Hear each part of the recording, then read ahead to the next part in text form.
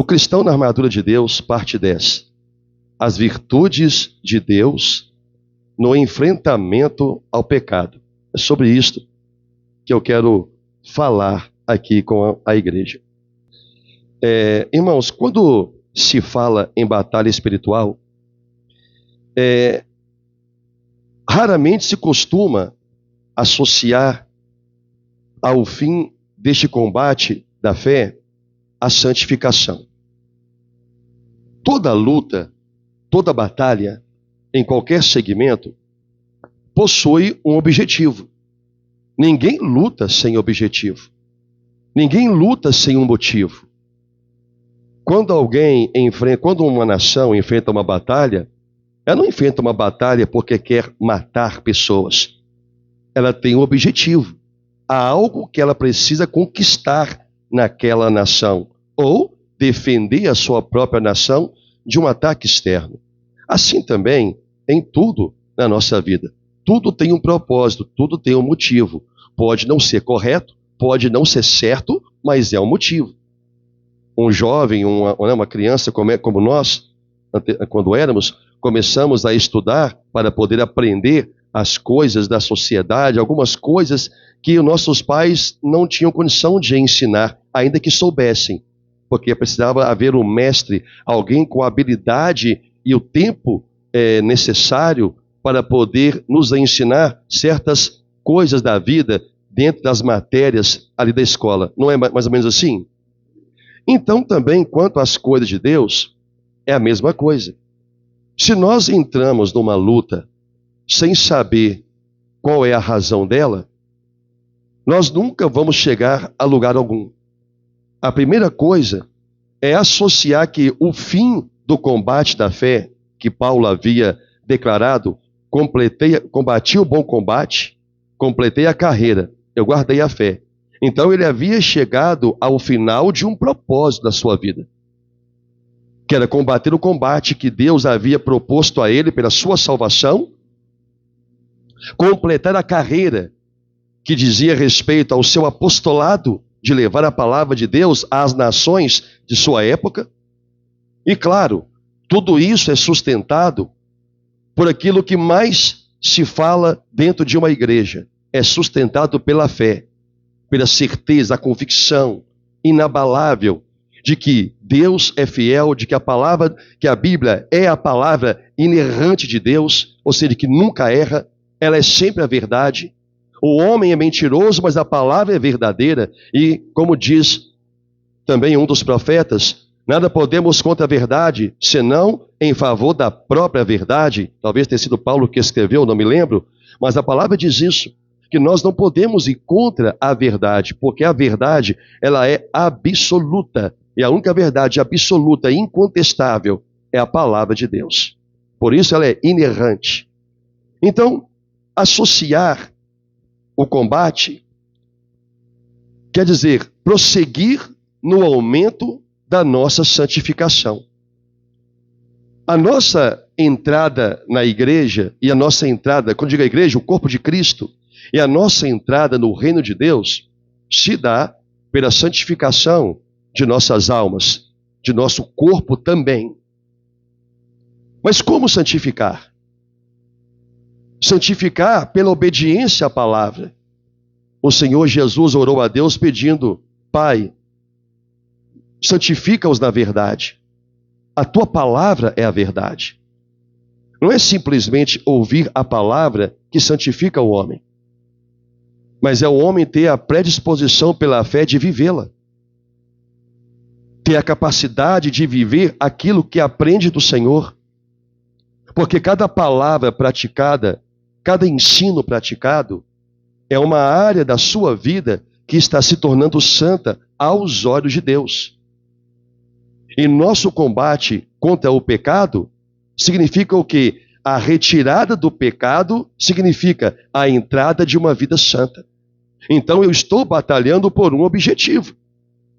Eu estou batalhando por uma causa.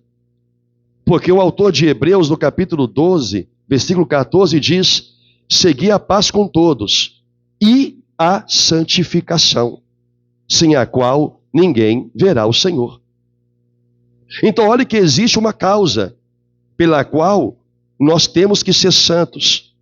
E lembrando, para ser santo é obedecer a Deus, é obedecer a sua vontade, é o reino de Deus vir sobre a sua vida e junto com este reino vir a presença de Deus e de Jesus Cristo, porque ele disse assim: eu e o Pai viremos e faremos nele morada. Nele quem? Em cada vida, em cada alma que pela fé crê na palavra e dar o passo em direção a Deus, a uma vida santa.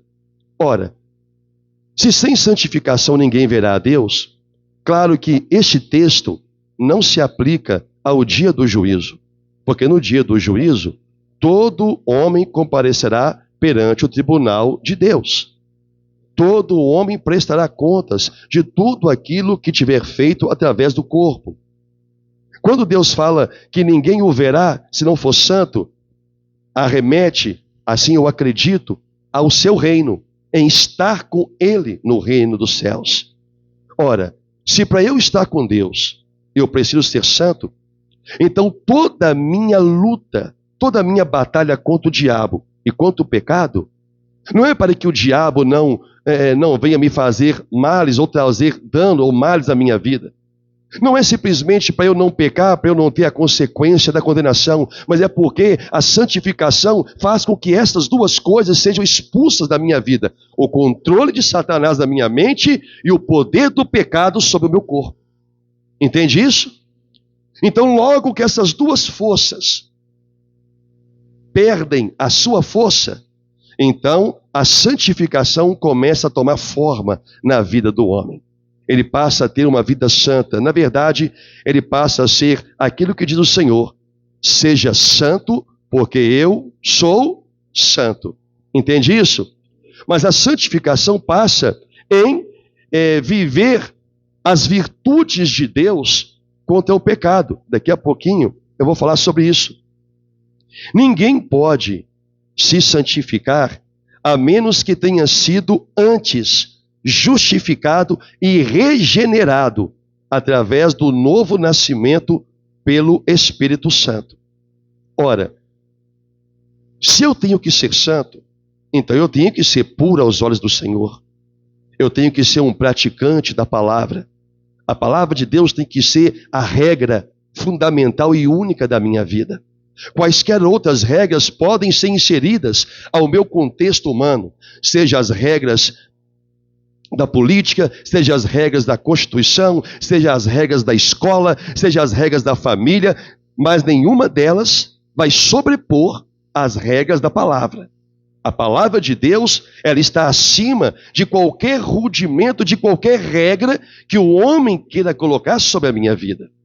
Agora, eu não posso me santificar se primeiro os meus pecados não forem justificados em Cristo. É a justificação, é a obra da justificação. Justificado significa a pessoa se torna inocente aos olhos de Deus de todos os pecados, de toda a desobediência a Deus que ela praticou ao longo de sua vida. E mesmo após o novo nascimento, a justificação permanece nesta vida.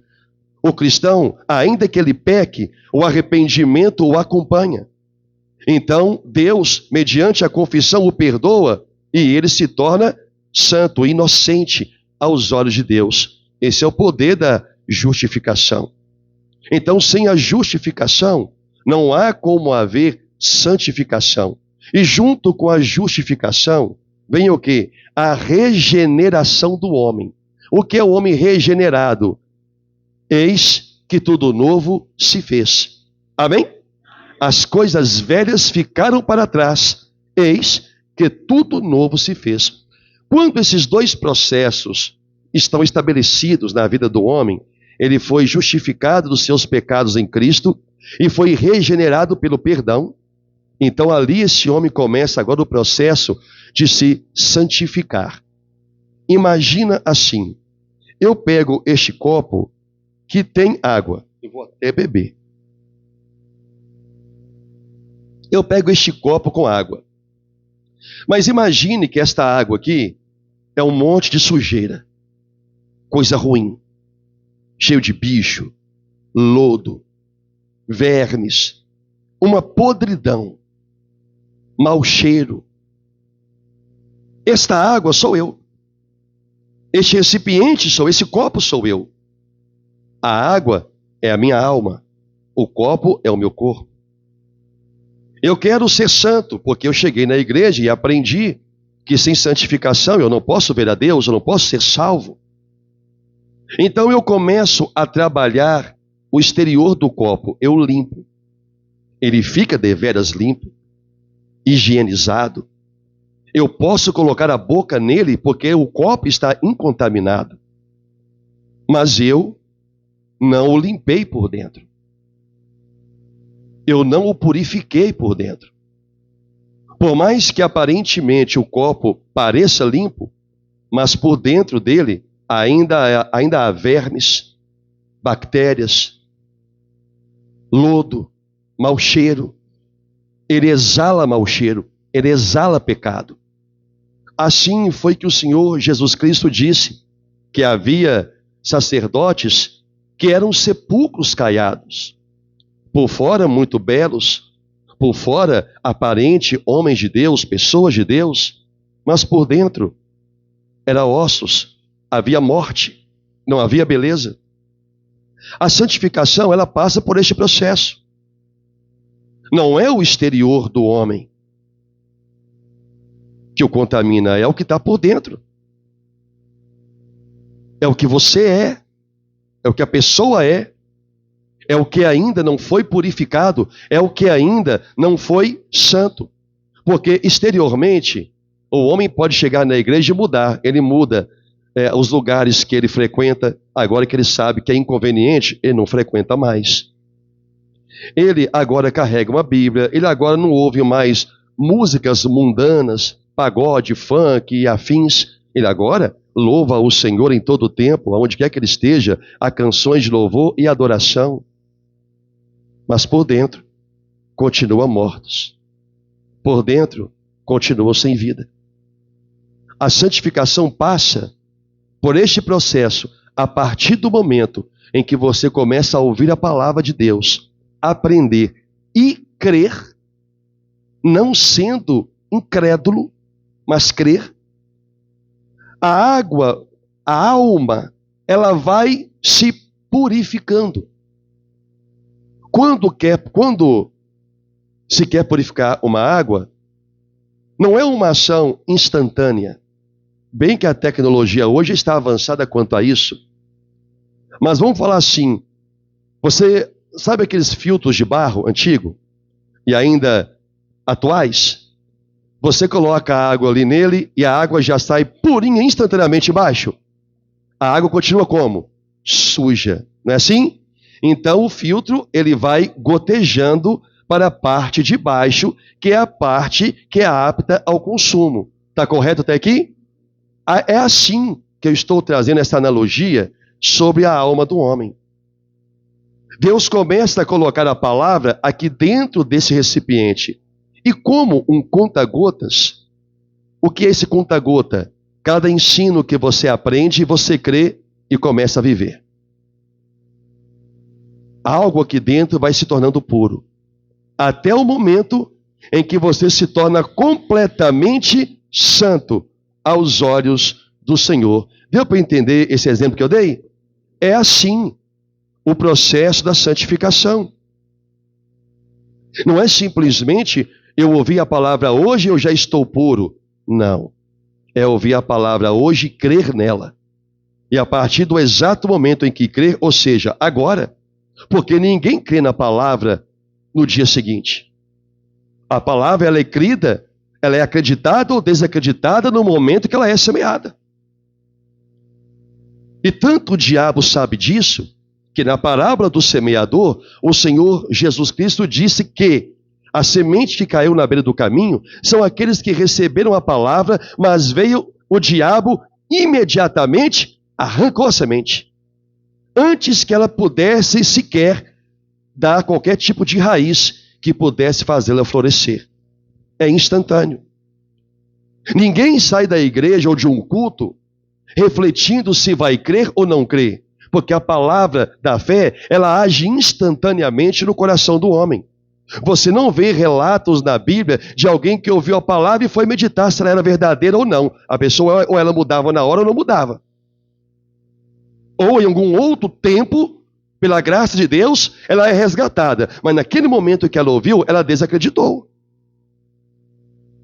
Agora, quando nós ouvimos a palavra do Senhor, quando você ouve a pregação do Evangelho, quando você ouve tudo que você tem aprendido de Deus na igreja, se você não crer imediatamente na palavra, antes que você saia da igreja, Satanás já arranca essa palavra do seu coração. Olha o poder que ele tem de chegar na sua mente e arrancar a palavra de Deus. Antes que você saia da igreja, a semente já foi morta, quando ela deveria ter sido recebida em uma boa terra. Esse é o processo da santificação que vem pela palavra. Você a ouve, você crê, diga amém, graças a Deus, glória a Deus e segue a sua vida lá fora, praticando aquilo que se aprendeu, porque você creu. Porque, ouça o que eu vou dizer, quando uma pessoa dentro da igreja de um culto, ela não crê na palavra, ela sai da igreja, ela começa a debater contra a palavra. E com quem que ela vai debater? Primeiramente, com a família, se estiverem na congregação. Depois, com aqueles que a pessoa identificar que está com o mesmo pensamento de descrença. Então começa o motim. Começa uma rebelião. Porque houve descrença. A pessoa vai para casa ao invés de meditar no seguinte coisa: poxa, que palavra abençoada, meu Deus, eu criei, Senhor, a partir de hoje eu vou ser esse homem, eu vou ser esta mulher, eu vou ser essa criança, eu vou ser esta pessoa, eu vou ser esse marido, eu vou ser essa esposa, eu vou ser esse filho, eu vou ser este servo, meu Pai, que o Senhor quer. Esse deveria ser os argumentos sustentando, regando a palavra. Mas quando não há a fé, quando não há a crença, no momento que se ouve, a pessoa já vai: eu não concordo com isso. Ah, não é bem assim. Ah, mas se fosse assim, seria desse jeito?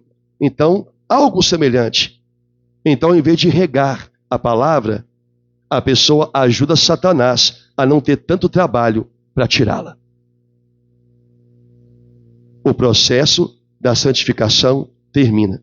É como se o filtro, no meu exemplo, ficasse entupido. A palavra de Deus entra, mas não consegue sair pura, porque ela morre dentro da fonte aonde a palavra deveria ter sido recebida. Compreende até aqui? Uma batalha inicial contra a incredulidade e a toda a resistência que, além de ser inerente à própria natureza humana, também é incentivada por espíritos imundos, ou seja, demônios. Pois é principalmente nisto que eles investem. Porque uma vez que a pessoa se converter a Cristo, eles, os demônios, nunca mais as terão consigo no inferno. Olha que interessante isso aqui. Em João 10, versículo 28, a palavra diz assim: eu lhes dou a vida eterna, jamais perecerão, e ninguém as arrebata da minha mão. É as palavras de Jesus. Estou apenas citando, amém? Daqui a pouco nós vamos ler o texto de Lucas 13. Olha o que Jesus falou, isso aqui é uma palavra profética. Eu lhes dou a vida eterna. João 10, 28. Jamais perecerão, jamais vão morrer. E ninguém as arrebatará, ninguém as tomará das minhas mãos. Ele estava falando sobre as ovelhas, as pessoas que ouvem a sua palavra e o seguem.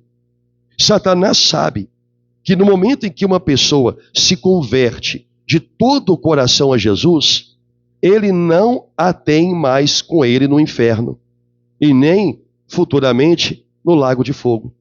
Por quê? Porque o poder de Deus, agindo através de Jesus Cristo, vai impedir que Satanás as tome por força, por violência. Assim como João também escreveu que aquele que nasceu de Deus nos guarda e o maligno não nos toca. O diabo sabe do poder que começa a agir na vida de uma pessoa, que é o poder de Deus, quando esta pessoa, de todo o coração, se converte a Deus. Ela crê em Deus. Ela crê na pregação do Evangelho. Ele sabe que, naquele momento em diante, ele começa a perder o poder de influenciá-la na sua mente, de induzi-la ao pecado. Embora ele vai tentar, porque ele é o tentador, até o momento em que se cumpra a palavra do Senhor que diz: resista ao diabo e ele vai fugir de você. Para eu resistir significa que ele vai me tentar a pecar, tentar a pensar como ele. Ele vai tentar. Mas Jesus disse que se eu resisto, ele não pode me tirar das mãos dele. Compreende isso? Isso é através da fé. Porque também o diabo usa, mas nem sempre é só o diabo, às vezes é a própria pessoa desinteressada nas coisas do Senhor. A pessoa está no culto, como vocês estão aqui, todos olhando para mim. Mas não significa que todos estejam atentos ao que eu estou falando. Eu estou ensinando, estou liberando o poder de Deus, mas a mente está em algum problema que deixou em casa, alguma coisa que vai fazer amanhã, e não está meditando na palavra que está sendo ministrada. Ora, como vai sair daqui com a certeza e a convicção da fé? Não vai. Porque sequer vai saber da introdução à mensagem que dá sentido a todo o contexto. O diabo tenta arrancar a semente no início em que ela é lançada. Porque uma vez que ela criou raízes, ele ainda tenta, mas é mais difícil. Porque no momento em que a pessoa ouviu a palavra do Senhor, ela creu. Ela creu. E há um poder que nossos olhos não veem no momento em que uma pessoa crê em Deus. Há um poder agindo que os olhos humanos são incapazes de perceber. Mas o diabo percebe. O diabo sabe. Ele sabe quando o homem creu. Ele sabe quando o homem também não creu. Ele sabe quando o homem está a ponto de ser liberto do seu cativeiro. Ele sabe. Por isso as suas investidas são ainda maiores. Lembra quando Jesus, algumas vezes, ele ia e expulsava um demônio? Uma certa vez, um demônio que saiu do corpo de um jovem, ou de uma jovem, de qualquer maneira é um jovem. Saíram deles mais uma legião de demônios. Aquele jovem ficou debatendo no chão. Não sei se foi nesse episódio em si, mas em uma libertação que o Senhor realizou, o demônio revoltado e o jovem se debatia no chão e Jesus sequer colocou a mão. E todos acharam que o jovem estava o quê? Morto. O que era aquilo? Satanás sabia que foi liberada uma palavra e que aquela alma já não mais pertenceria a ele. Então houve a resistência de querer sair. Assim também, o diabo cria resistência quando alguém ouve a palavra de Deus. Se você não acolher rapidamente com fé no seu coração, repito, você a perde antes mesmo da ministração do culto terminar. Aí quaisquer coisas que forem faladas já são coisas ouvidas por um descrente. Logo, jamais vai reagir a Deus e iniciar o processo de santificação. Amém? Não vai iniciar esse processo de santificação. Por conta de toda essa oposição que se levanta contra a possibilidade de crermos em Jesus Cristo, o próprio Senhor Jesus Cristo disse: muitos tentarão entrar no reino dos céus, mas não conseguirão. Porque esta entrada sempre é mediante a esforço. E não há um esforço qualquer, mas aquele que atende a todos os requisitos para uma entrada correta, usando-se os meios designados por Deus. Pastor, o que o senhor está falando aí? Duas coisas. A primeira, e nós vamos ler daqui a pouquinho. O Senhor disse: muitos vão querer entrar no céu, mas não vão poder. O querer está nas mãos do poder de qualquer pessoa. A condição só está nas mãos daqueles que crerem. O poder, o querer entrar no céu, está ao alcance de qualquer pessoa. o poder estar no céu está nas mãos daqueles que creem na palavra de Deus e praticam. Em Lucas capítulo 13, que você marcou, nós vamos ler, a partir do versículo 23, a palavra diz assim: E alguém lhe perguntou: Senhor, são poucos os que são salvos? Respondeu-lhes: Esforçai-vos por entrar pela porta estreita, pois eu vos digo que muitos procurarão entrar e não poderão. Quando o dono da casa se tiver levantado e fechado a porta, e vós, do lado de fora, começardes a bater, dizendo: Senhor, abre-nos a porta, ele vos responderá: Não sei de onde sois. Então direis: Comíamos e bebíamos na tua presença, e ensinavas em nossas ruas. Mas ele vos dirá: Não sei de onde vós sois, apartai-vos de mim. Vós todos os que praticais a iniquidade, ali haverá choro e ranger de dentes. Quando virdes o reino de Deus, quando virdes no reino de Deus Abraão, Isaque, Jacó e todos os profetas, mas vós lançados fora. Amém, igreja? Olha que triste relato nós acabamos de presenciar mais uma vez nesta nossa caminhada cristã. Alguém chegou para o Senhor e fez uma pergunta uma das mais corretas. A primeira: são poucos os que são salvos? Porque uma das mais corretas, porque a mais correta seria: Senhor, eu serei salvo. Não é? Seria a mais correta: Senhor, eu serei salvo. Mas a pergunta foi: Senhor, são poucos os que serão salvos? Os que são salvos? Jesus não respondeu diretamente a pergunta, mas disse a quem o perguntou e a quem ouviu a pergunta: Ei, se esforce por entrar pela porta estreita. Porque eu vou dizer para você, muitos vão procurar entrar por ela, mas não poderão. Se ele parasse aqui, já valeria uma intensa reflexão a quem perguntou e aos que ouviram a resposta. Não importa se são poucos ou são muitos. O que ele estava dizendo importa se você vai entrar.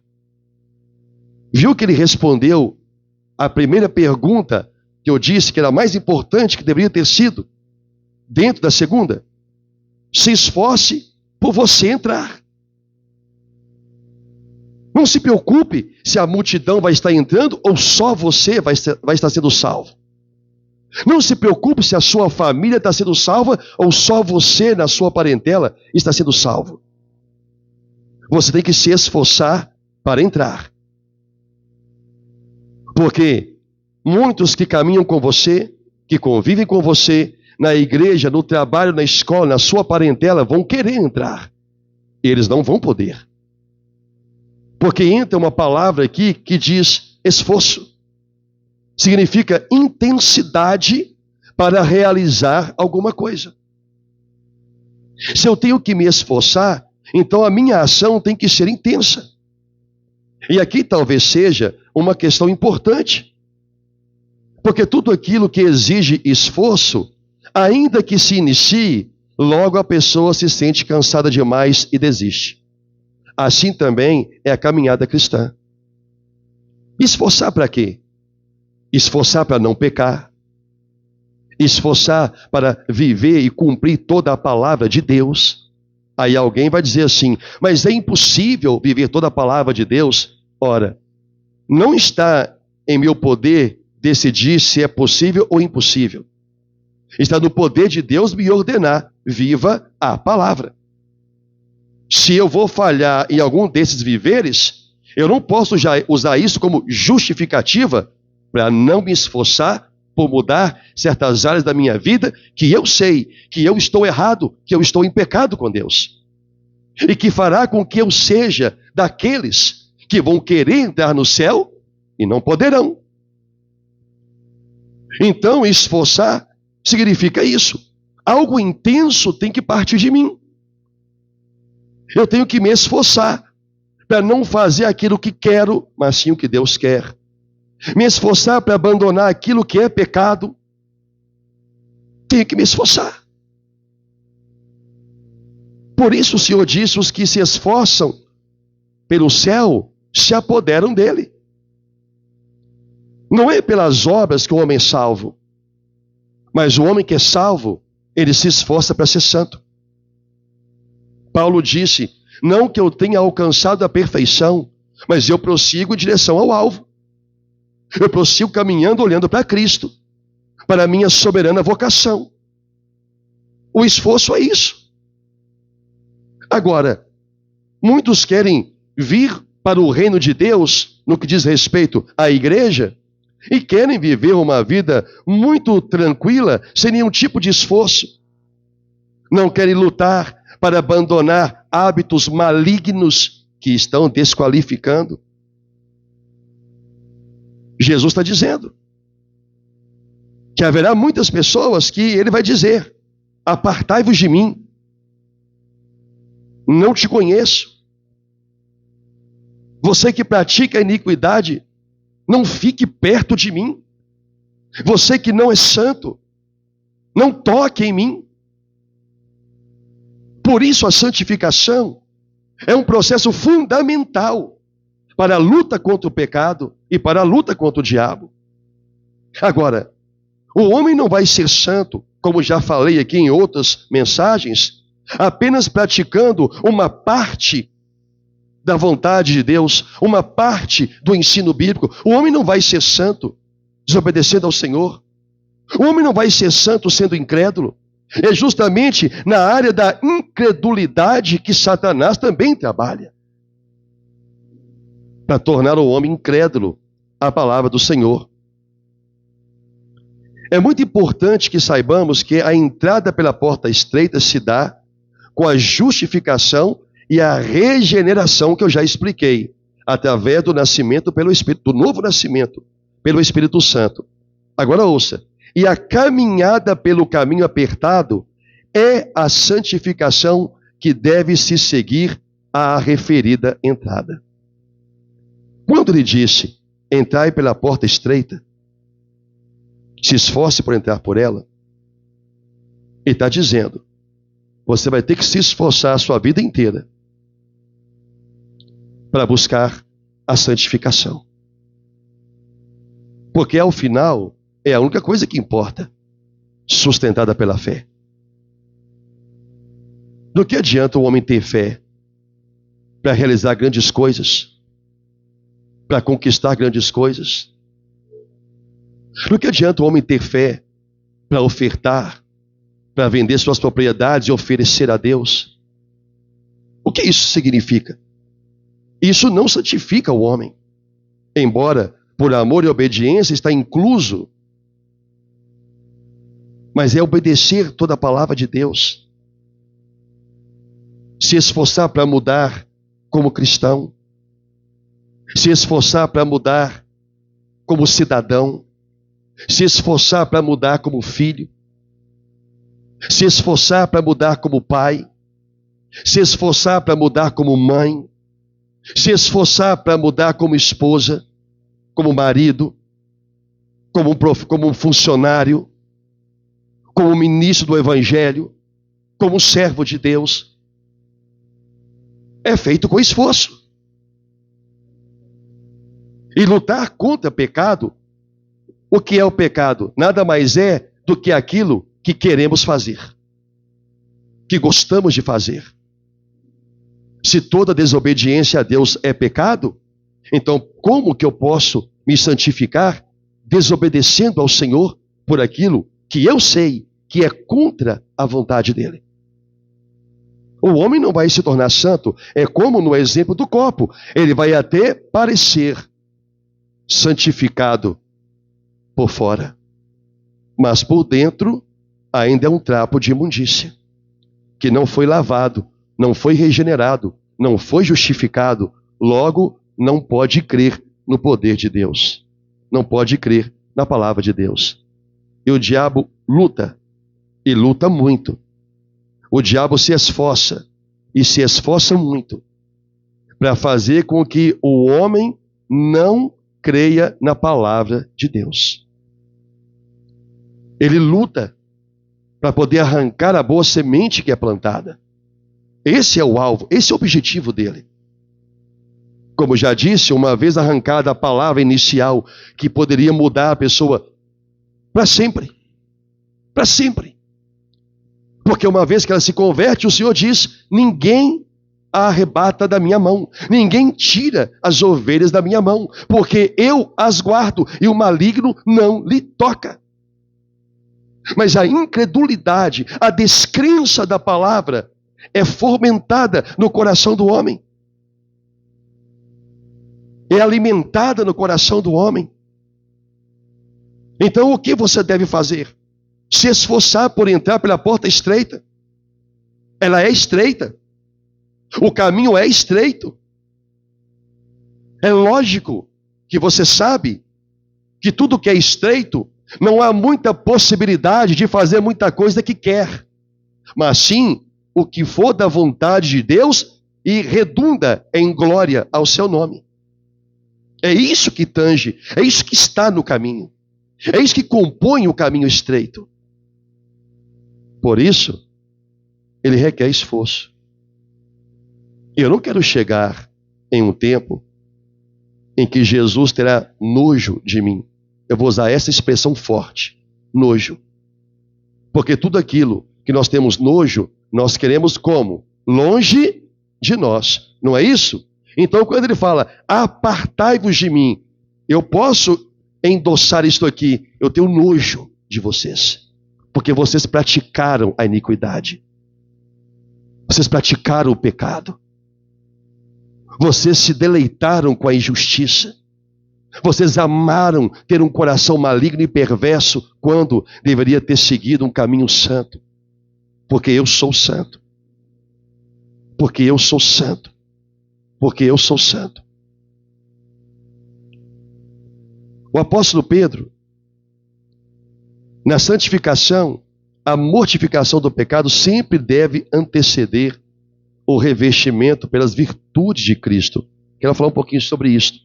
2 Pedro, capítulo 1. Localiza, por favor.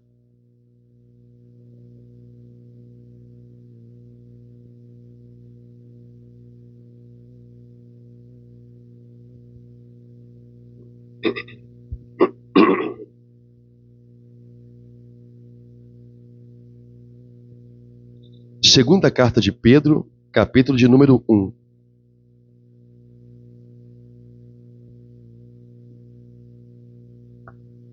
Estão comigo? Versículo 5 em diante, está escrito assim.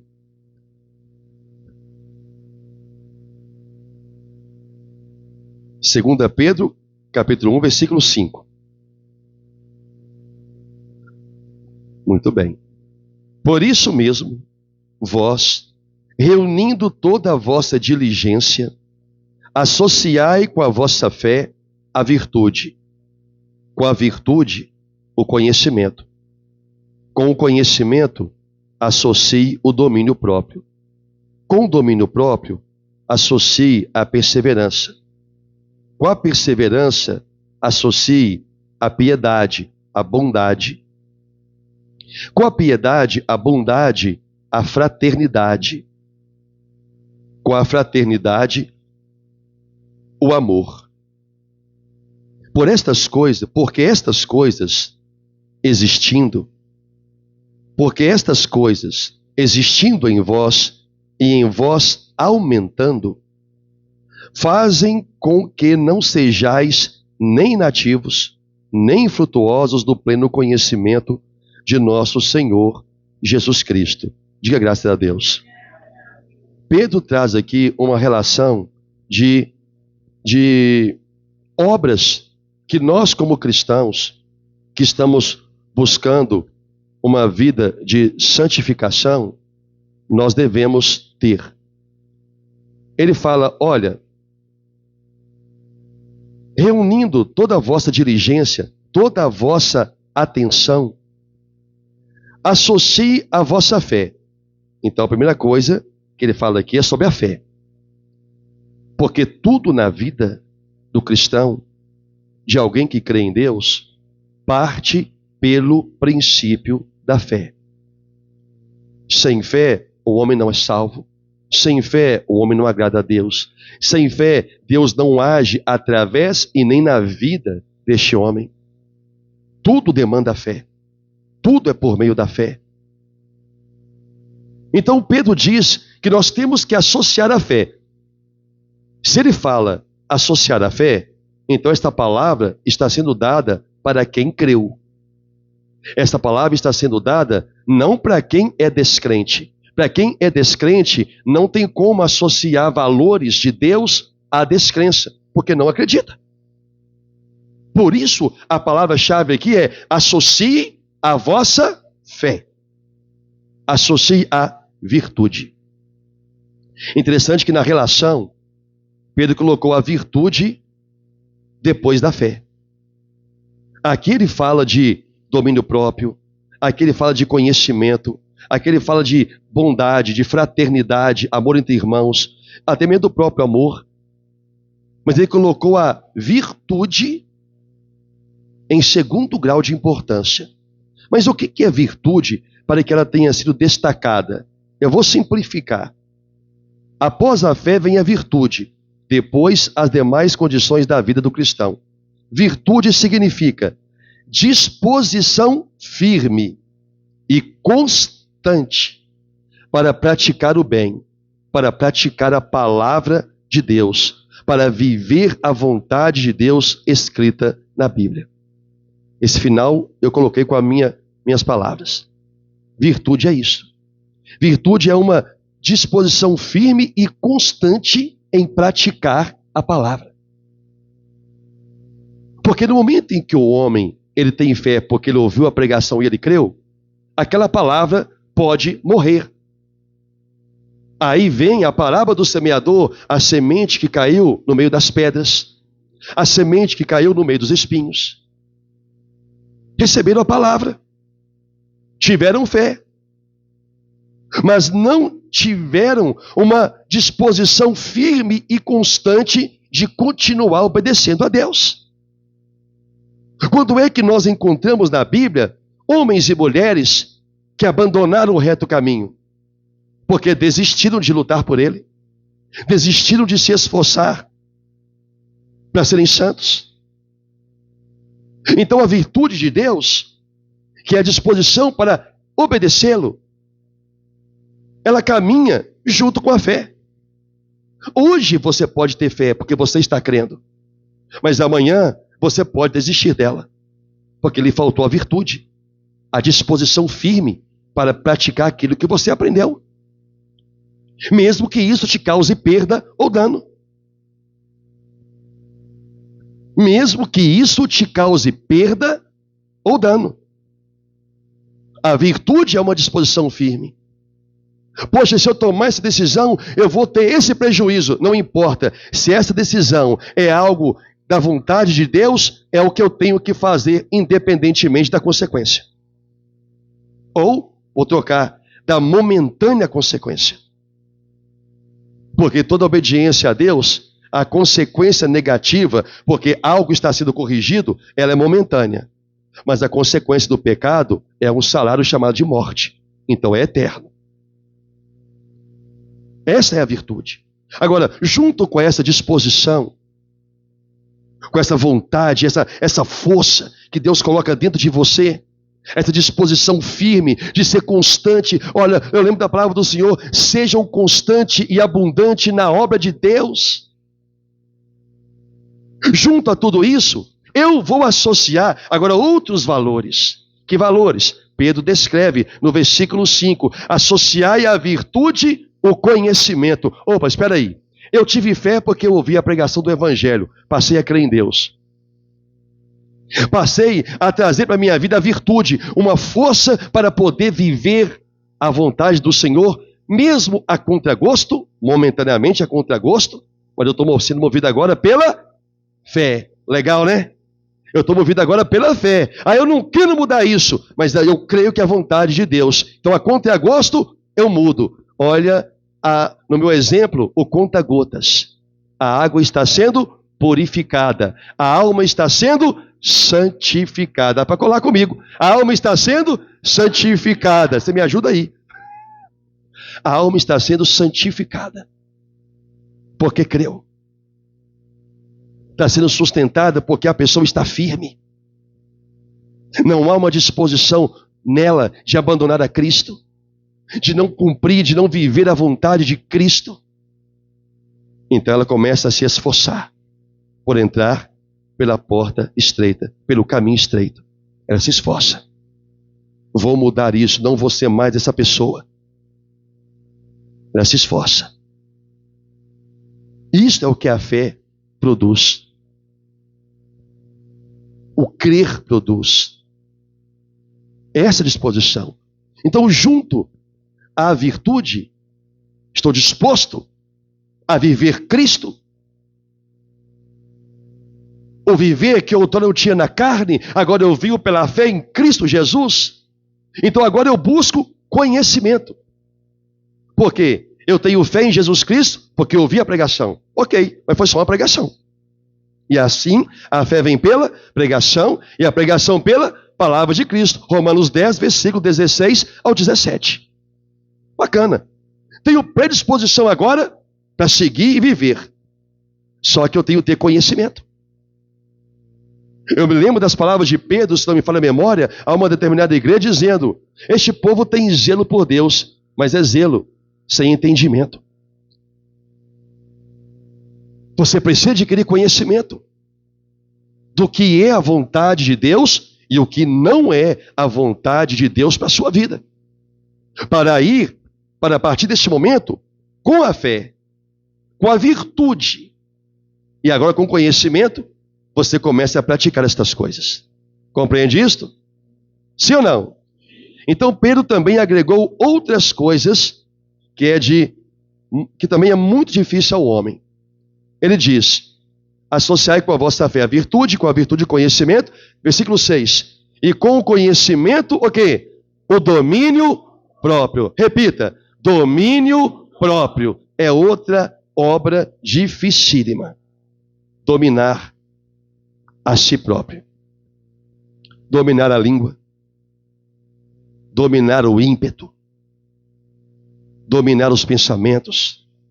Dominar as ações. Dominar a vontade. Quando você tem o domínio próprio, é como se você tivesse no controle sobre o pecado. Porque se você domina o seu corpo, você domina o pecado. Porque o pecado só existe quando ele é consumado. O pecado nasce no coração do homem, quando ele pensa. Mas Deus falou que ele só passa a existir quando é consumado. E o pecado, uma vez consumado, gera o quê? A morte. Domínio próprio. Isso tem que ser associado a quem está buscando, ao final dessa batalha, a santificação. Porque esse homem, essa pessoa, quer ver a Deus. Quer estar com Deus. Está entendendo, igreja? Junto com o domínio próprio, eu vou agora acrescentar o quê? A perseverança. Olha, perseverança é o mesmo que insistência. Então arremete à mesma virtude. É como se Deus estivesse, ao longo do caminho, ratificando a virtude. Olha, você tem uma predisposição para lutar, para praticar o bem. Agora, persevere. Não desista, não. Você agora adquiriu conhecimento, você está se esforçando para ter o domínio próprio. Olha, não é a hora de você parar. Então, vão perseverar, meu filho, vão perseverar em me seguir, vão perseverar em me servir. Interessante isso, como a colocação é colocada não de uma forma aleatória, mas de uma forma proposital. Proposital. A perseverança. Eu me lembro de um texto que diz: na vossa perseverança ganhareis as vossas almas. Perseverar. Perseverar. Perseverar em buscar a santificação. Perseverar em buscar uma vida santa. Perseverar em agradar ao Senhor. Agora que, como eu estou dizendo, agora que Deus, Ele renovou isso em mim, em perseverança, Ele diz, olha, agora acrescente a perseverança outros valores, a piedade, a bondade. Seja piedoso, seja uma pessoa boa, misericordiosa. Se é para eu ter piedade, ser bom, é com alguém, não é comigo. A pessoa errou com você, seja bom. Porque você também, de igual modo, já errou com muitas outras. E elas te perdoaram. Você já causou dano a alguém? Seja bom. Você já passou necessidade, você pode agora suprir? Seja bom. Seja piedoso. Se alguém te pedir um copo d'água, dê. Se o teu inimigo precisar de um prato de comida, dê a ele. Seja piedoso. Valores que vão sendo agregados no processo da santificação. Junto com a piedade, ele diz, acrescente, associe a fraternidade. O que é fraternidade? Num exemplo, numa tradução, numa expressão bem simples, numa resposta bem simples, amor entre irmãos, fraternidade, seja fraterno, tenha amor fraterno. Ele está falando isso para quem? Para a igreja. Não é amor fraterno de irmão ou irmã em casa, porque isso já existe, porque é de nascença. Quando se nasce para Deus, não se nasce do mesmo Espírito Santo? Não é o mesmo novo nascimento? Então Deus diz, tem que haver fraternidade em você. A fraternidade não me leva a escolher quem eu vou ter como irmão, mas sim quem salvou como salvou a mim. É meu irmão todo aquele que Deus fez nascer de novo como fez a mim. É meu irmão todo aquele que ama a Deus e lhe obedece a palavra. Foi isso que o Senhor Jesus Cristo disse. Aquele que obedece a minha palavra, esse é meu irmão e mãe e pai. Amor fraterno, fraternidade. A igreja precisa ter a fraternidade, porque é exigência de Deus.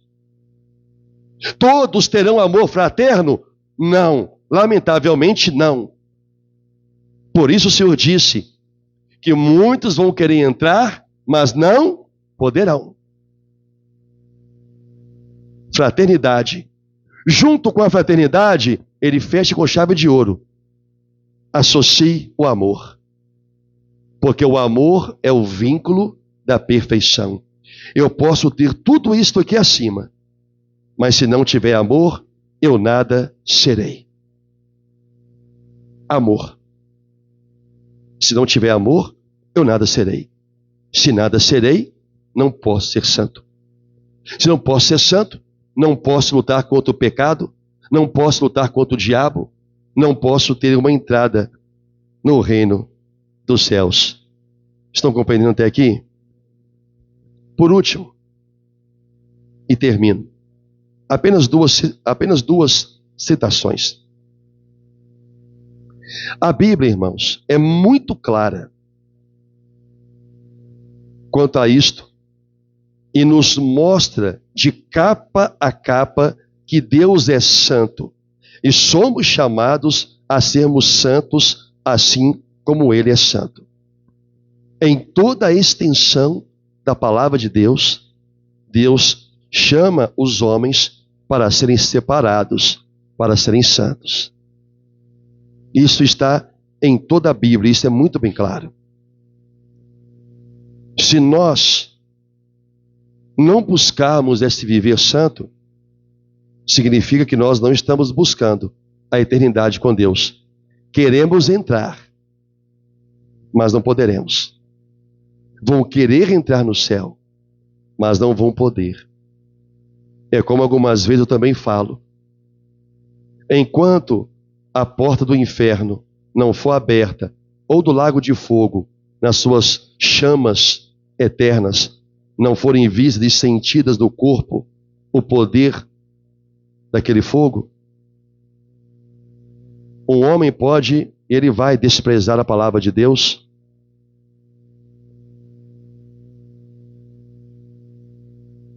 O problema é que quando isso acontece, ou quando isso acontecer, não existe mais volta. Não existe mais como retornar para buscar uma vida santa uma vez rejeitada. O amor real de Deus sempre nos moverá a buscarmos a santificação. Sempre. Deus pode, em nossas vidas, não querer, por algum propósito, realizar grandes obras, grandes coisas, porque isso é de acordo com a vontade dele. Mas algo que é a vontade dele para todos os que são chamados é a vida santa, é a vida pura, é a vida de obediência. Isso é o chamado de Deus. Sempre moverá a sua palavra a fim de que nós venhamos a buscar a santificação, sabendo que esta santificação passa primeiro pela mortificação do pecado e depois por nosso empenho em seu serviço, buscando o seu reino em primeiro lugar. Buscai o reino de Deus em primeiro lugar e a sua justiça, e o mais lhe será acrescentado. Eu deixo esta palavra não para você meditar lá fora se crê ou não, mas crendo que você creu, mas para você refletir sobre ela, a fim de que você possa mudar, buscar uma vida santa, buscar as virtudes de Deus, para que você enfrente o pecado, para que você, ao enfrentar o pecado, você também vença o diabo. Eu vou colocar aqui uma coisa paralela. Acredito que quem vence o pecado, vence também o diabo. Porque quem vence o pecado, vence pelo poder da palavra. Sim ou não? E quem vence Satanás, assim como Jesus no deserto, vence pelo mesmo poder. O poder da palavra. Ser escravo de um significa ser escravo do outro. Entenderam isso? Ser escravo de um é ser escravo do outro. Ser escravo do pecado é ser escravo do diabo. Ser escravo do diabo é o mesmo que ser escravo do pecado, porque não houve libertação. Santificação, igreja, mediante a obediência à palavra. Leia novamente em casa Lucas 13. Leia novamente em casa 1 Pedro, capítulo 1 em diante. Medite nesta palavra, em nome de Jesus, e tome uma decisão por caminhar pela direção certa, obedecer a Deus e se santificar, em nome de Jesus. Diga graças a Deus. Espero que todos tenham compreendido a palavra.